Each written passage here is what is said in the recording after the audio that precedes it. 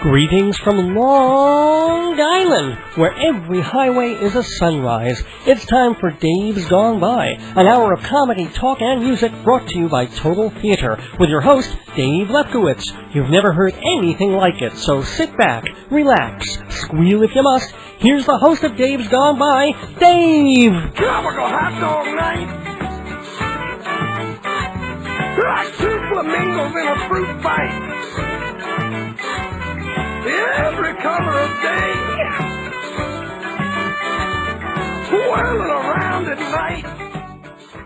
Touchdown! There goes the Daverhood. Welcome, everybody, to Dave's Gone By on this Sunday night, February 5th, 2006. And by welcome everybody, I mean the three people who aren't staggering home from Super Bowl parties. I had to work tonight, so no game for me, which doesn't bother me in the least, except that my aunt throws a really cool Super Bowl party that I'm missing. She's been doing it for years, and it's become a perennial event, like Thanksgiving or visiting gravestones in Staten Island. But there's always great food, like hunks of salami in a ketchup-y dipping sauce, and nachos with salsa, and franks in a blanket. And of course, the big old heroes stretching the length of the dining room table twice. One side kosher, one side not. And sexist and cliché as it is to say, you can always tell the men from the women at these things, because the men won't tear themselves away from the big screen TV until the very last play of the first half. There's money riding on it, of course, office pools, plus everybody throws a couple of bucks into the family pool. Now, we're not talking Pete Rose money here, but the wagering does make a sport of it. So, first quarter, everybody's paying attention. Everybody wants to win 25 bucks or whatever it is. The quarter ends, we all congratulate the winner, joke about how the pool is fixed, and we say to ourselves, it's just one quarter, we have three other chances to win, including the bigger pot at the end of the game. By the middle of the second quarter, the divisions have taken hold. The women are all in the kitchen, talking, schmoozing, getting the food ready. The men are crowded in the den, hoping their random numbers in the 10 by 10 grid will come through for them. And that second quarter just drags on and on, especially since the game starts at 6:30 on a Sunday night. So by 8 o'clock, you're already hankering to be home and mellowing out for the week ahead. When halftime finally comes, the men all clump out of the den and grab their sandwiches, and they all bitch about whoever won the second quarter pool. Now, by the second quarter, a touch of schadenfreude already is in the air, and nobody watches the halftime show except a couple of the younger folks at the party, the 20-year-olds. The fogies don't give a hoot, they just want the food. That's how we missed Nipplegate a couple of years ago, you know. We completely missed it. We're laying mustard on our sandwiches and potato salad on the side, grabbing sodas and napkins and trying not to bump into each other in the dining room. And three teenagers are watching in the den, seeing the halftime show. And guess what? No mention of the nipple slip. Nobody came running in to say, "Oh my God, Janet Jackson's boobie just went boing." Now the next day, of course, when the media turned it into the biggest sensation since Guernica, then we were all asking ourselves, well, what did we miss? The kids who watched it didn't even see it. Nor could they have, since Janet Jackson had a pasty stuck on her udder to begin with. Now, I just find it heartening that even in an era when halftime shows have gone from high school marching bands to multimedia softcore extravaganzas, people still spend halftimes peeing, eating, and flipping channels. So anyway, comes the third quarter, the guys trundle back into the den. But 10 minutes in, they're already starting to exit. Folks who have to leave and drive home so they're up in time for work the next day.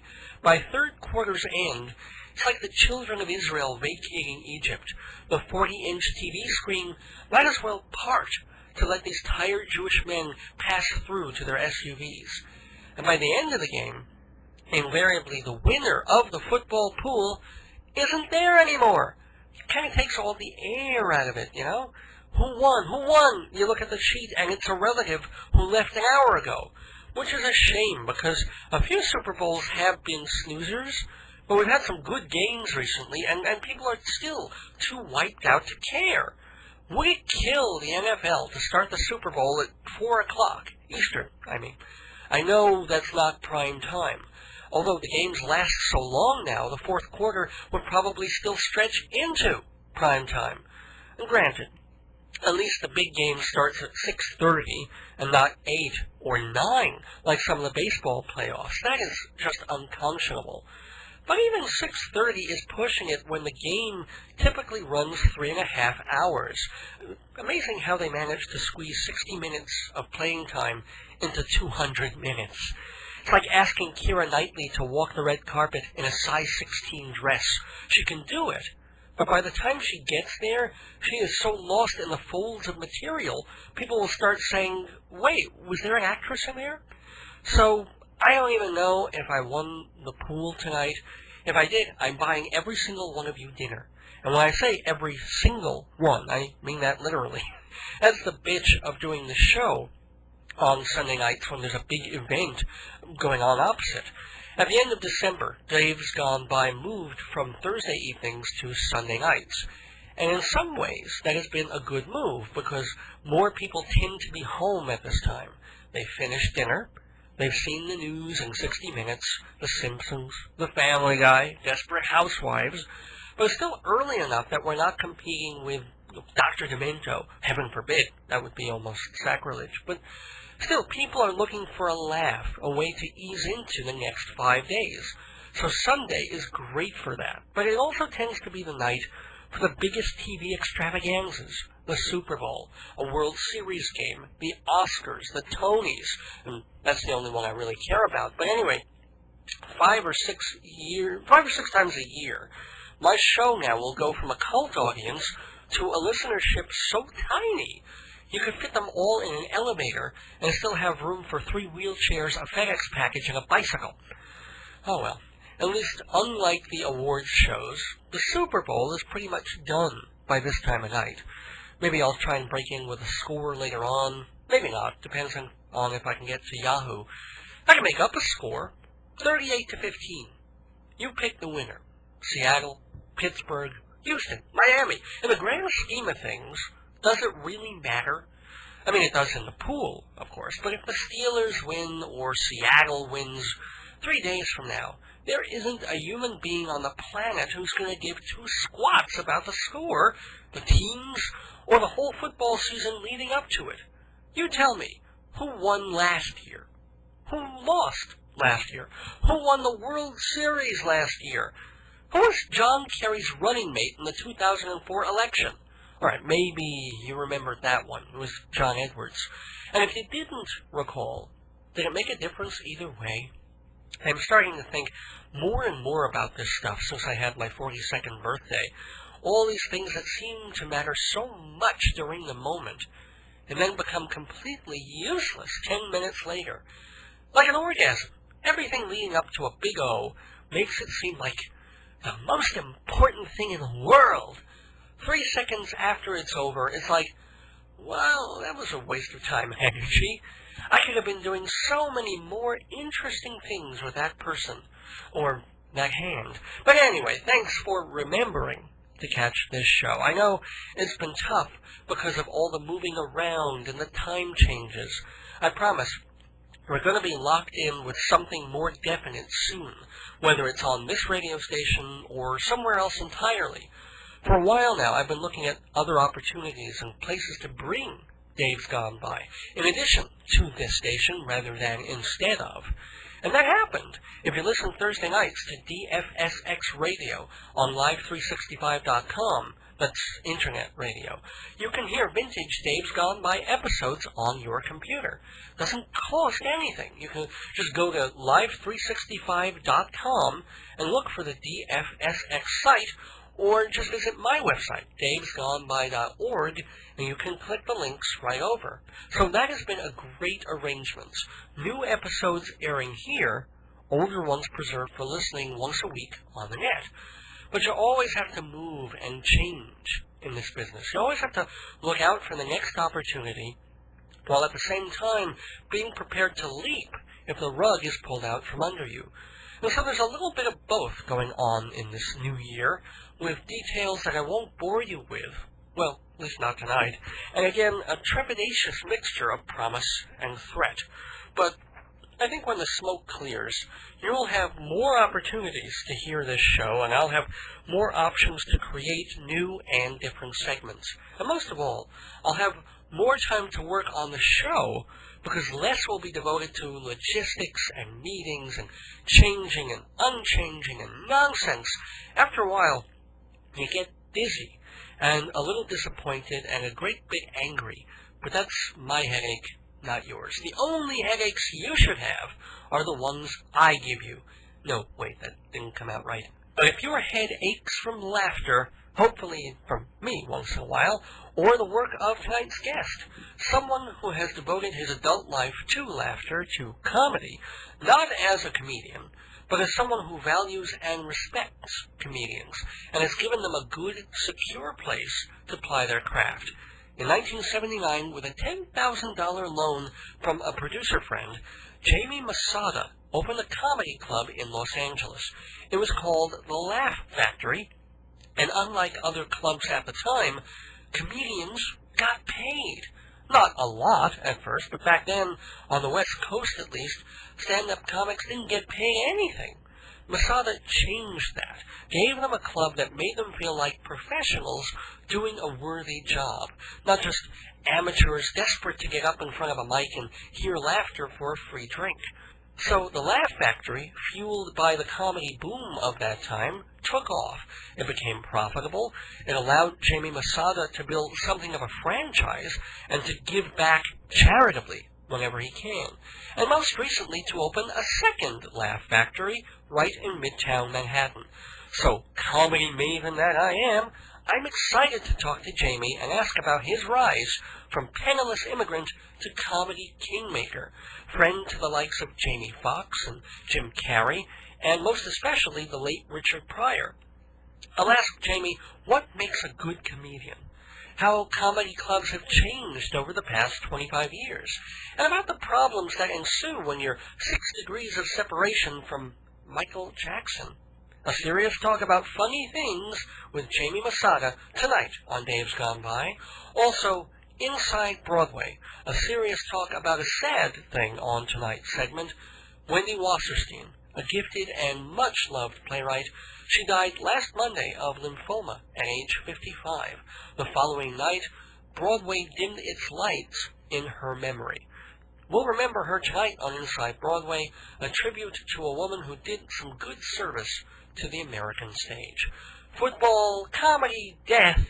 Sounds like a pretty standard lineup for Dave's Gone By, which is hosted by me, Dave Lefkowitz, radio personality, theater critic, journalist, and humorist, here by the good graces of Hewlett Minuteman Press, the copy kings of the South Shore, MortgagesRock.com, the place where brokers get richer, and by Performing Arts Insider Theater Magazine, a Bible of the industry since 1944.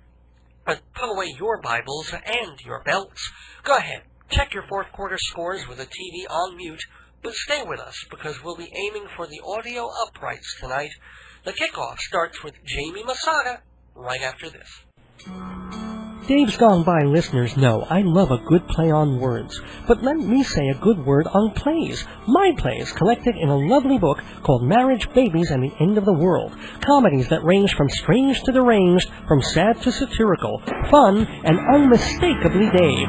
Just $20 hardcover, $12 soft. Put down that crappy bestseller and pick up some laughs. 516-295-1511 or davesgoneby.org for Marriage, Babies, and the End of the World.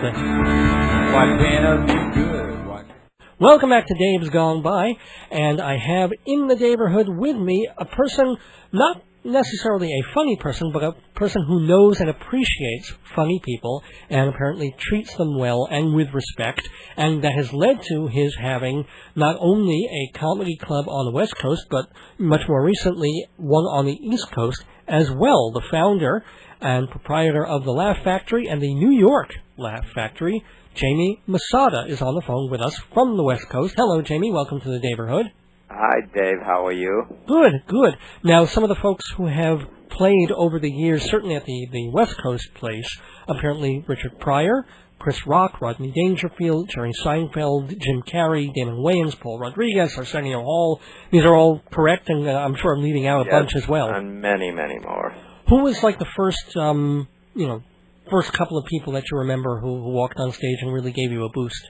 My first comedian, the first night I opened the club in West Coast was Richard Pryor.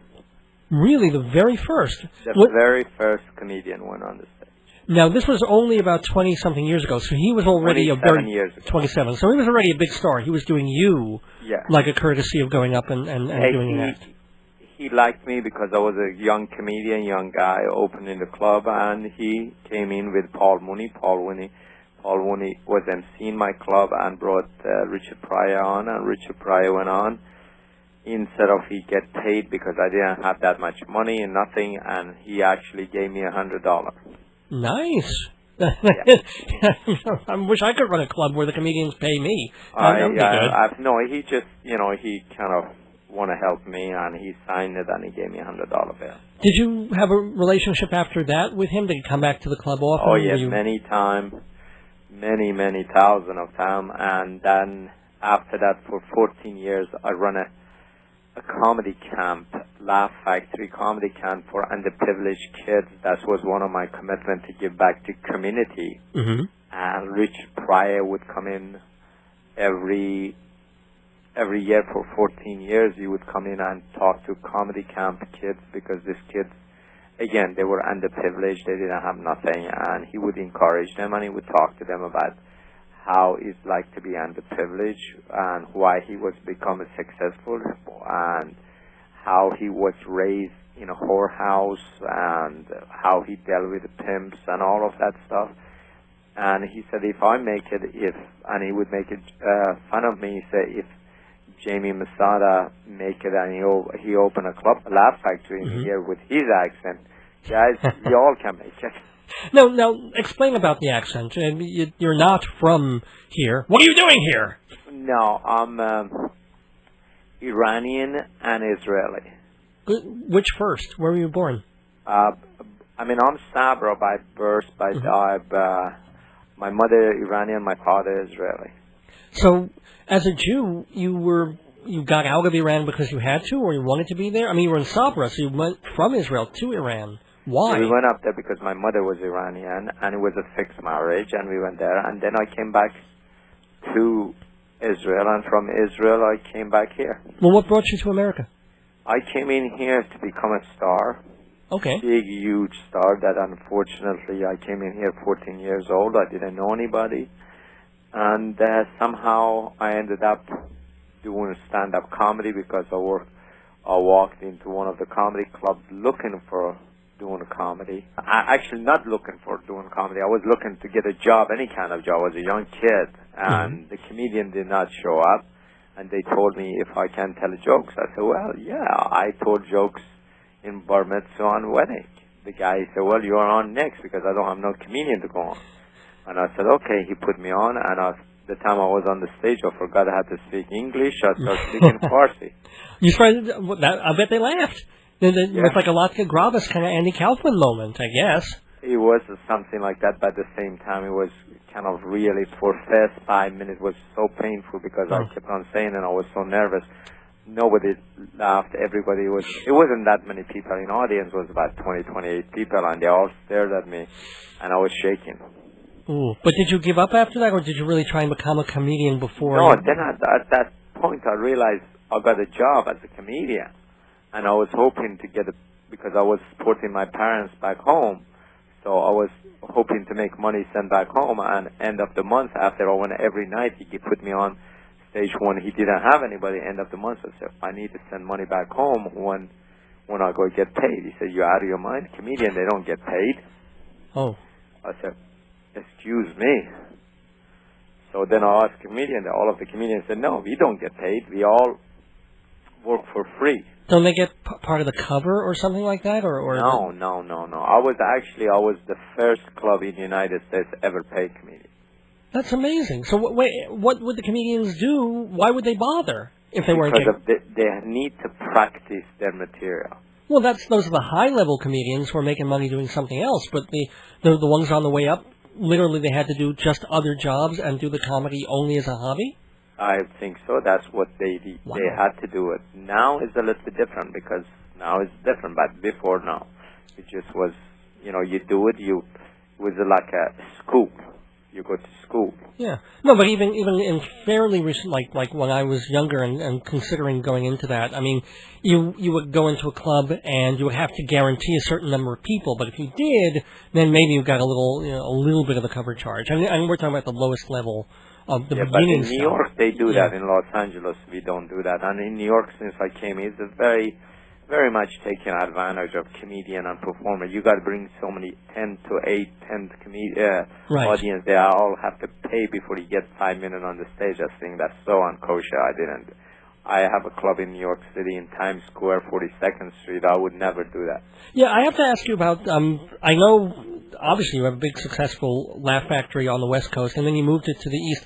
Have you been doing well in the location? It sort of still seems like it's part of the whole, sleazy 40 seconds from the outside. I'm sure inside it's very nice.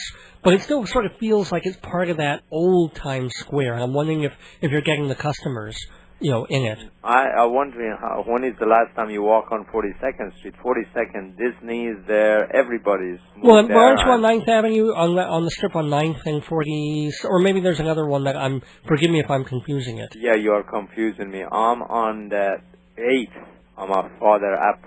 I'm right across street from the new Times building it is and all of that stuff. Oh, okay. And how have you been doing on the East Coast? East Coast, I'm doing not bad. I'm doing very good. And who are some of the people who've appeared here in the past couple of months? Oh, God, from Norm Macdonald to, you name them. They all, Bob Saget appeared there, Eddie Griffin. I mean, everybody that they come in there, they perform there.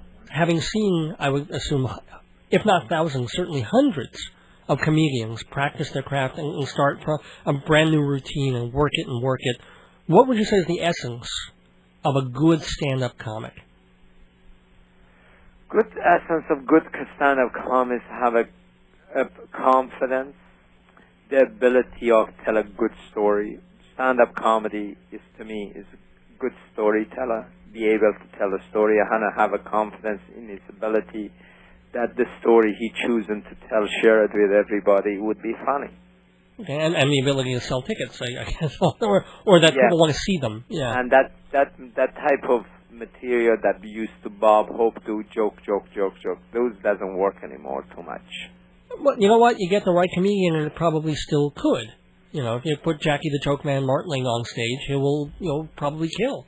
Jackie the Joke Man, the Martling, he's actually working my club every Wednesday. Oh, well, that's what he does. So every he pulls Wednesday. it off. Jackie, if you're looking at Jackie is a personality, he's a celebrity, and Jackie the Joke Man, and at the same time, his joke is not joke. What he does, he challenges people. People, they tell him, hey, to tell a joke about that, tell a funny story about that, and he comes up with it. That's a challenge. For example, George Wallace, another person, do that type of thing. You challenge him with the mother jokes. He told hundreds of mother jokes. By the way, we're talking about George Wallace, the comedian, obviously not George Wallace, the dead, crippled, racist, political guy, right? No, George Wallace, the comedian, Reverend George, we call him Reverend George Wallace. Right, yeah. And, of course, that's different. The jokes, that used to, a lot of comedians still doing it, but it's mostly people like Richard Pryor broke a lot of ground, and he was the first person who went up there. He talked. He communicated with people.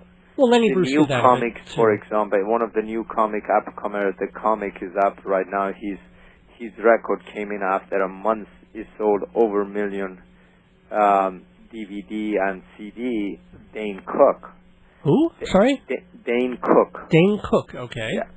He's one of the best comics right now. A couple of weeks ago, He hosted Saturday Night Live. He's a wonderful comic. He's a really great comic. And who are some of the other recent, over like the past couple of years, who maybe aren't famous yet, but you feel really are ready and should be? Well, they are, everybody's time's coming in. There are many comics I see every day that they are saying their time is going to come in. There are many, from Latino to African American to Asian comic to, for example, you see Filipino comic. Every time they are there, that they just gotta keep doing it. Jimmy, did you go home and write 1,000 times, "I will not disturb the class"? Here, Mrs. Bitchfarb.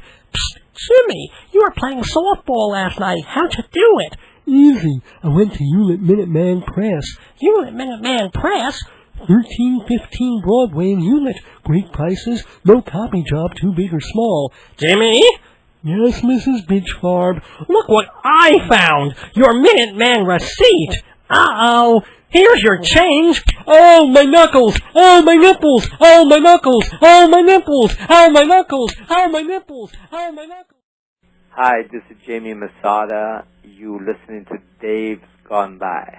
When I was researching for this interview on the net and Googling you and stuff like that, I've got to ask about how, I guess it has to do with your charitable stuff, but on a certain level you knew Michael, or still maybe know Michael Jackson. No, I do not know Michael Jackson. I do, a lot of, in Jewish language we do a lot of, my commitment is to do a lot of mitzvah because part of my background, my father taught me, God bless his soul, we have to share whatever we make it.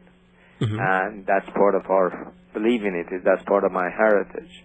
And I do comedy camp for underprivileged kids called Laugh Factory Comedy Camp. I do Thanksgiving and Christmas. We feed homeless. We do Jewish high holidays in a club in Los Angeles. That cool. 800 people that come in. I've been doing it past almost 18 years. The people that come in, that's people they can't afford to go anywhere.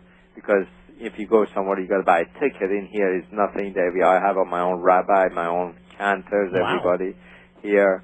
Doing that. And the time I was doing a comedy camp, one of my kids from my comedy camp, because they are underprivileged, he was dying, and he had 2 weeks to live, and his wish was to meet Michael Jackson, and we would encourage him to eat, and I said if he eats, I would introduce him to him. So I called around and I got Michael's number, knowing a lot of people. I called him and I called his office and I told him this kid is in a hospital right now. If he can, give him a call.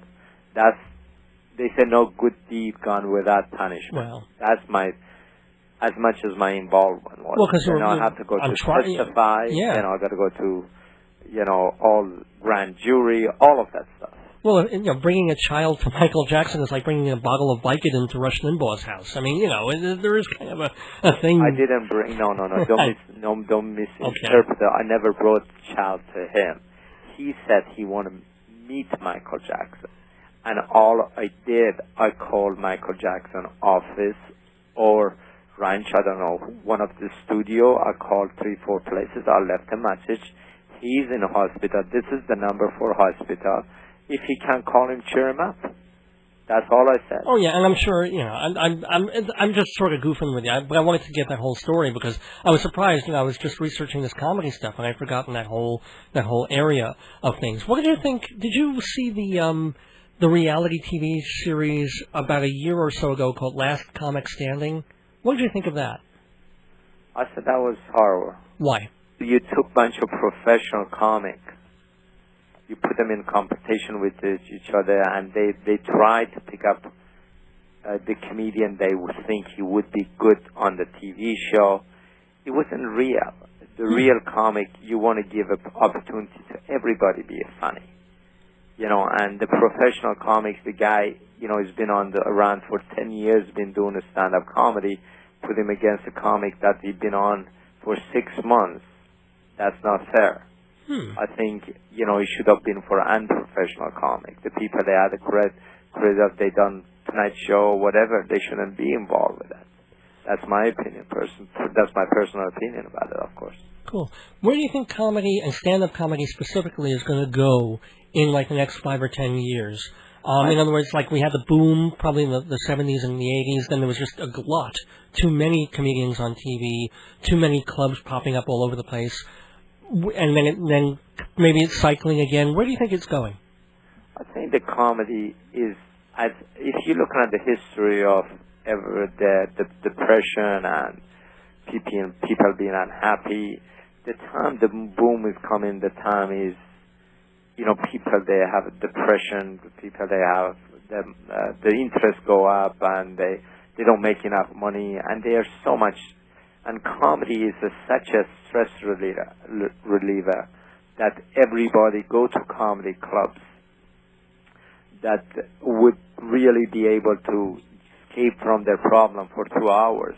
And I think right now with all of the war and 9/11 and everything happening, the comedy is coming back again strong because people, they do want to get away from, the stress of everyday today life. It's very stressful. Well, thank you for having a couple of clubs that will or try to de-stress people. Not only the people who go to the clubs to watch the comedians, but because apparently, you do pay and you have a nice atmosphere. It isn't a hole in the wall. It's not a toilet. The comedians feel special, and you make them feel a little less stressed about what they do, which is kind of nice. And do you have any, now that you've got the two clubs, do you have further plans for others, or what are your plans for 2006? Yeah, we are opening. If you go on www.laughfactory.com, my dream it is mostly try to expand a Laugh Factory comedy camp for underprivileged kids, and that's what my dream it is. And I'm opening another club in Atlanta with Jamie Foxx. Oh. Opening a couple of another clubs, different places, but it's not, I'm not into, expanding the club too much, but, I'm just, any city I can go and be able to help and get the community involved with each other, try to, like for Christmas time, a father and mother, they don't have money to go buy for their kids a toy, or a single family, they don't have money to go buy a toy. They go by the club and, we give them toys, we give them food away for people, and that's what life about. Life is not about all of me. You got to share it, and that's what I'm hoping to share it with the community in New York and help to see some of the underprivileged kids in New York City. They wouldn't have a hard time like that, especially around the holidays. Wow. And anybody want to get involved with any of this stuff, they could go to www.laughfactory.com, LAUGH.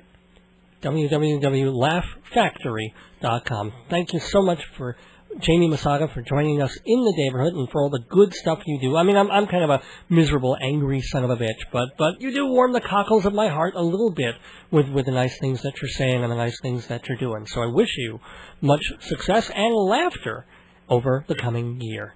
Thank you very much. Thank you.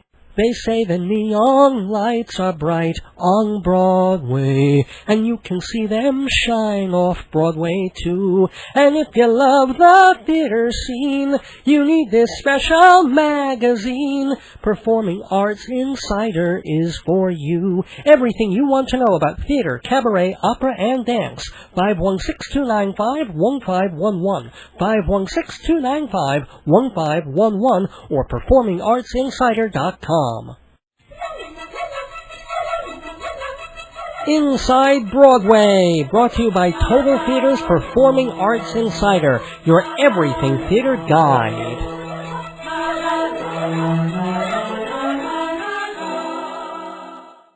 She was, perhaps without exception, the most loved female playwright of our time. I mean, Tina Howe is very well respected and had some successes, and Carol Churchill is certainly tremendously well respected overseas. But Wendy Wasserstein caught something, some aspect of America and American womanhood that made her more than just a successful playwright or a Tony-winning or Pulitzer-winning playwright, an admired one. She was really loved by at least a certain section of the middle-class and upper-class female audience that came of age in, say, the 50s, 60s, and 70s. And so it was a real shock as much to them as to anybody else when we lost Wendy Wasserstein last week at only age 55 from lymphoma.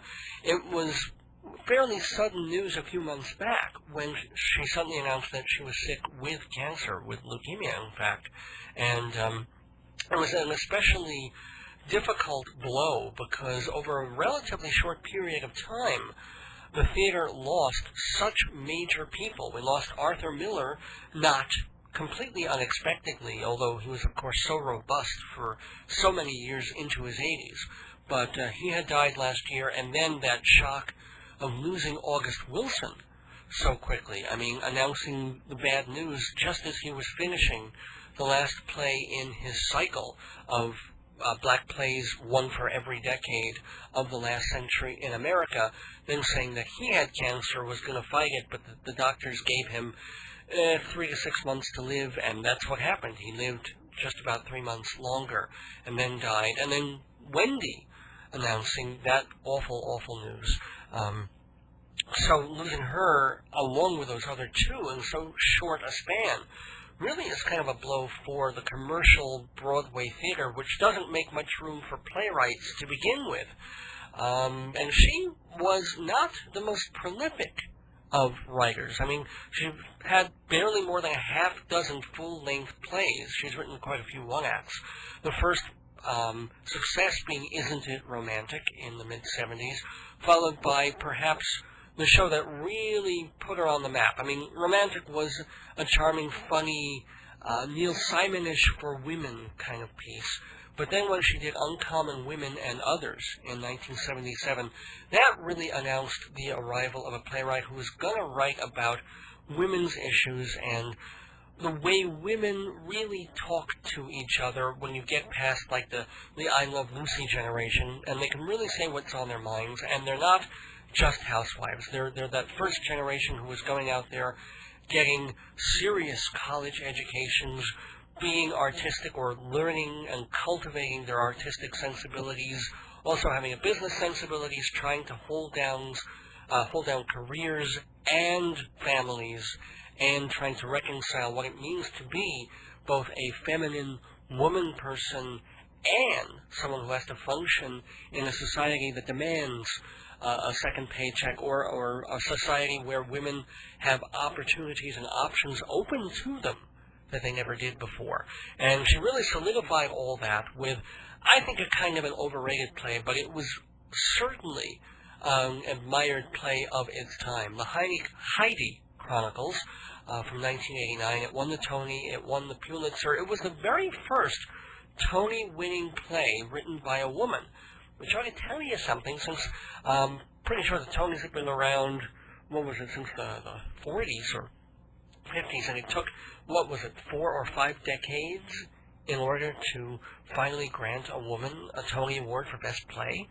So, that was a major thing, and the Times loved it. I remember fairly resenting the fact that the Times went so overboard and basically crowned Wendy Wasserstein as the queen of playwrights for that era. And I think she was also something of a friend of Frank Rich, which helped too. But I'm not a woman, and, if you go by writers like Linda Weiner of Newsday, she really was doing something totally new for that era, and totally important if you were a woman looking to see yourself reflected back on the stages of New York and of America. As Linda Weiner wrote in her obit for Newsday, Wendy Wasserstein dared to introduce fabulous women with no men, young yuppie women with no collective memory, men and women who wonder why they don't like who they have become. Wendy dared to alienate a chunk of her feminist audience by leaving Heidi, in the Heidi Chronicles, in a rocking chair at the end, singing to her adopted baby daughter. Wasserstein's characters frequently yearned for family, and in fact Wasserstein herself had a biological child. She was never married. She was not the most attractive woman in the world, let's be honest about that. But there was a lot of rampant speculation in the theater community whom she got to be the father of her kid. But she did have one, a young girl named Lucy Jane. Rather sad that, again, Wasserstein is dying so young and leaving little Lucy Jane behind. But the cool thing about her also is that Andre Bishop told the New York Times in their piece when she died, and Bishop is now with Lincoln Center, which produced her last play, Third, but he was there at Playwrights Horizons from the start, which really gave her launching pad. And Bishop wrote, "In Wendy's plays, women saw themselves portrayed in a way they hadn't been on stage before, wittily, intelligently, and seriously at the same time. We take that for granted now, but it was not the case 25 years ago. She was a real pioneer," unquote.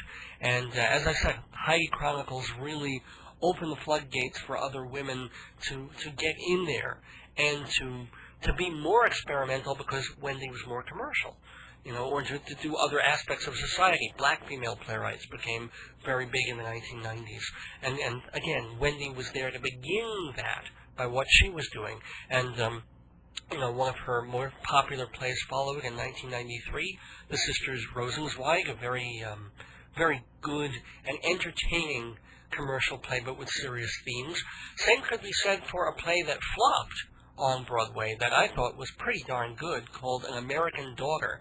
And here again, she was not just anymore trying to say, oh, okay, here's some really clever women being funny and smart with each other. This was a piece that had to do with an accomplished and intelligent and a little bit brittle woman who is going to be nominated for the Supreme Court. And yet what happens is, in order to defend her life and the things she's done, none of which has been particularly terrible, but, at that point the media puts a microscope and a telescope into every aspect of her life, and it's just, so omnipresent and so intrusive that she wonders, is it all worth it? And a really timely piece, and I hope of all the plays, if they start doing them again and reviving them to see if they still work or if they're just timepieces, I'd love to see that one again, away from it being a new play and everybody wondering, oh, does Wendy still have it, or is it too connected to the times that she was in, and to see if it still works well. Her last couple of plays, I have to say, I didn't have much affection for. She did a very boring piece called Old Money that, again, was a bit experimental for her. It jumped 2 different time frames. And then that last play that she did just this past season, finishing it when she was already sick, a show called Third, that sort of went back to her strength in the sense of it was academia and, liberal women who may have started out liberal, but perhaps their views have calcified a bit and now are suddenly being challenged. But, okay, the play had its problems, but it's nice to know that she wasn't just opting for easy things, and she was really working hard to do plays that had many layers and that spoke to a generation of women, but went in different places. So, I have to say, as much as I've never really loved, except maybe for Rosenzweig, which was pretty terrific, never really loved a particular Wasserstein play. It is true that her oeuvre, her whole canon, was more important perhaps than any single play that she wrote, even the Heidi Chronicles. The fact that she was there and that she seemed like such a lovable person, and for the most part apparently was quite a very lovable and supportive person. I mean, she would bring a lot of underprivileged kids to the theater in a program that she started because she felt the theater was so important, and that she translated the love of the stage and the love of performance and art in any way that she could. Her children's book, Pamela's First Musical, which is going to be a musical, she was working on adapting it, was about, that joy, that thrill that a little child gets when she goes to New York with her aunt and gets to see her big Broadway show. I mean, that's the kind of thing that Wendy Wasserstein stood for and communicated and felt seriously about. And I don't care if you're a man or a woman, young or old, if you can convey that joy and excitement, not just of theater, but of life, that makes you a pretty special person. So, the theater lost a special person in Wendy Wasserstein last week. I hope she's sitting with all the wonderful women in history and having wonderful conversations up there in heaven. And we'll certainly miss her down here. We've just been Inside Broadway, thanks to TotalTheater.com and Performing Arts Insider. Extra, classic episodes of Dave's Gone By here, show after show of comedy, music, and madness, as only Dave can do it. Only $12 per CD. Relive great moments like The Giving Chimp, and musical magic like Makin' Poopies. Classic Dave's Gone By, just $12. Makes a bizarre but thoughtful gift. For a list of shows, see davesgoneby.org or email davesgoneby@aol.com. Extra, classic Dave. Get 'em while they're hot. Eat, use, buy. Look at me, I'm the American consumer, and I want to spend my money on stores, restaurants, showrooms, travel agencies, mail order catalogs. Sell me stuff. How do you reach me? Well, I listen to Dave's Gone By, so if you advertise there, you'll certainly have my attention. davesgoneby.org has all the details, or email davesgoneby@aol.com for the rate card. I'm listening. Sell me what you got.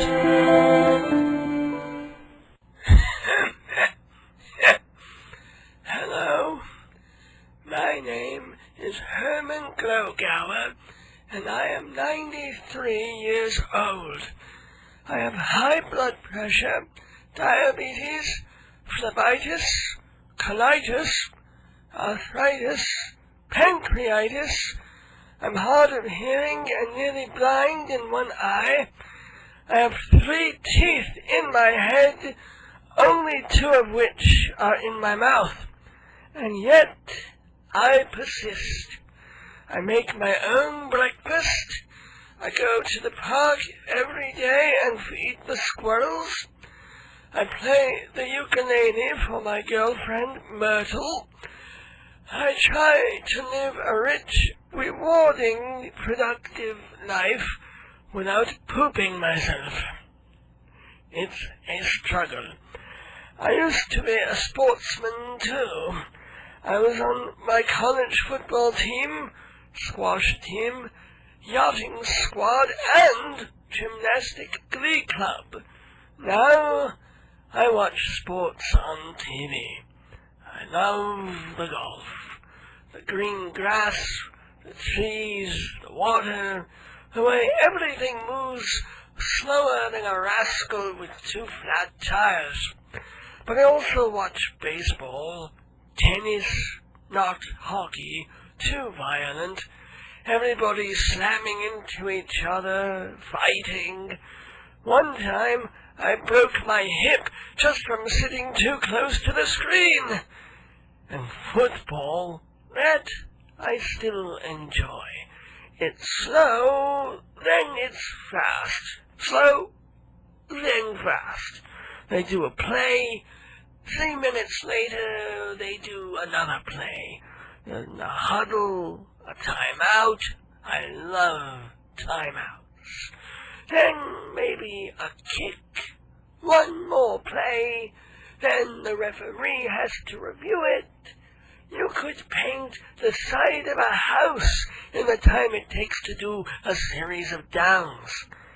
And yet, as I get older, it's still a little rough. Occasionally, during a big, tense game, I long for the gentle rhythm of pinochle or shuffleboard. I think George Carlin missed the boat when he did that routine comparing football to baseball. Football is tough and nasty and warlike, and baseball is light and fun and vaguely homosexual. But football versus shuffleboard, now there's a funny comparison. You can get so much comic mileage out of that right there. Like, for example, Football is played on a field. Shuffleboard is played on a court. Funny. A football field is 100 yards long, and everybody's all covered up. A shuffleboard court is 13 yards long, and you can see all the perspiration stains and smell everyone's bad breath. You play football by throwing a ball. You play shuffleboard by slipping a disc. No wonder old people understand it so well. In football, the players wear sneakers with spikes and cleats. In shuffleboard, orthopedic shoes are recommended to avoid toe injuries. Football is like sex. You're always trying to control the momentum. Shuffleboard is like dinner. I'm lucky if I can control my fork. In the Super Bowl halftime, Janet Jackson's titty falls out. In shuffleboard, Eugenia Jackson's teeth fall out. In the Super Bowl, 30,000 fans sit in the bleachers and drink beer. In shuffleboard, 5 bystanders sit on a bench and drink barium. In the Super Bowl, the next day, the winner goes to Disneyland. In shuffleboard, the next day, both winners and losers visit the oncologist. Well, anyway, that's my little thing there about football versus shuffleboard. If George Carlin is ever interested, he can reach me care of my assisted living facility or Mount Holyoke Cemetery, whichever I happen to be in at the time. This is Hermann Glogauer on Super Sunday, reminding you to keep your chin up so your glasses stay on. Ciao. D is for Dave, F is for fun, S is for silly and special, X is for excellent entertainment, DFSX, Internet Radio, playing vintage episodes of Dave's Gone By, Thursday nights at 8 and 11. It's part of Live 365, but all you've got to do is visit davesgoneby.org. Click the link and listen online to classic Dave's Gone By, Thursdays 8 and 11. DFSX, letters that stand for terrific. Hi, this is Jamie Masada. You listening to Dave's Gone By. Welcome back to Dave's Gone By. I hope this has put a nice topper on your Sunday evening, whether or not you were at a Super Bowl party. Hope you won your Super Bowl pool, whatever it was. And, again, hope you enjoyed what we brought you on this 159th episode of the show, for which I have to thank the sponsors, Hewlett Minuteman Press, the Copy Kings of the South Shore. Remember that if you go, tell them you listen to the show because you get 10% off any order. And same goes for Performing Arts Insider Theater Magazine if you subscribe. And there's a monthly version which comes out 12 times a year, or you can go for the full season of 21 issues telling you all about Broadway and off-Broadway. Go to performingartsinsider.com. And also mortgagesrock.com. Yeah, Rock and Mortgage Place, what it means is you can be the broker. You can get those commissions. All you got to do is bring in the clients, do a bit of the paperwork. The more you learn, the more you earn, because it's less work for the folks at Discount Funding Associates to do.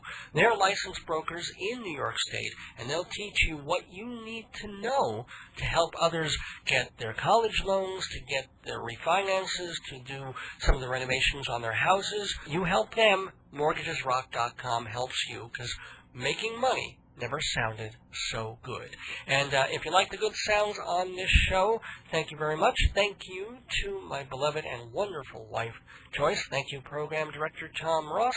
Thank you to Jamie Masada. Please go visit the Laugh Factory. If you're listening on the West Coast, well, you know where that is. If you're listening on the East Coast, yes, there is one in Midtown Manhattan, right on 8th Avenue, right around Times Square. So go get some laughs at the Laugh Factory, and thank you so much to Jamie for being with us tonight. Thank you also to Hermann Glogauer, a brand new visitor, or brand old visitor to this program. Let me know what you thought of him. Write me at davesgoneby@AOL.com. And remember, since I'm Dave, it's spelled that way. It's D-A-V as in Victor, E-S, gone by at AOL.com. Find out more information about this show, about my book, about buying older episodes of the show if you want. That's all at davesgoneby.org. And that is also the website to click to if you want to hear more older episodes of this show. Give them a listen, because they're played on the DFSX radio channel on live365.com. It's absolutely free. It's an internet web radio portal, but you don't have to pay for it. All you got to do, turn on your computer, click the links, and you can hear my show as well as thousands of other radio programs and hundreds of different kinds of stations just by going to live365.com, and you can jump there from my website, davesgoneby.org. Well, gotta leave you now, but very excited about next week's show. Got a special guest, kind of a famous guest, in fact. We've had a lot of musical people on this show. Everyone from Jill Sobule to Tom Paxton to Neil Sedaka, Frank Wildhorn. This is really, really cool. If you were of the age growing up that I was, and you put on the TV sometime towards the late 60s, and there was a band that was never going to be the Beatles, but they were sort of the photogenic, poppy television version of the Beatles, and amazingly enough, considering the fact that, at least at first, most of them weren't real quote-unquote musicians, considering the fact that they were chosen for their photogenic charm and charisma, more than their ability to be musicians. Nevertheless, somehow the Monkees put it all together and made some pretty wonderful pop music, which we'll hear a little of next week because we have one of the Monkees on the show, Peter Tork. Yes, he's sort of the tall, blonde, goofy playing one, perhaps not goofy in real life, we'll find out. But be there next week for the 160th episode of Dave's Gone By, and my guest, Peter Tork. Until then, this is Dave Lefkowitz wishing you good night, good yardage, and gone by. I thought love was only true in fairy tales, and for someone else, but not for me. Our love was out to get me, that's the way it seemed. Disappointment haunted all my dreams. Then I saw her face, now I'm a believer. Not a trace, put out in my mind. I'm in love, I'm a believer. I couldn't leave her if I tried. I thought love was more or less a given thing. Seems the more I gave, the less I got. What's the use in trying? All you get is pain. When I needed sunshine, I got rain. Oh, then I saw her face.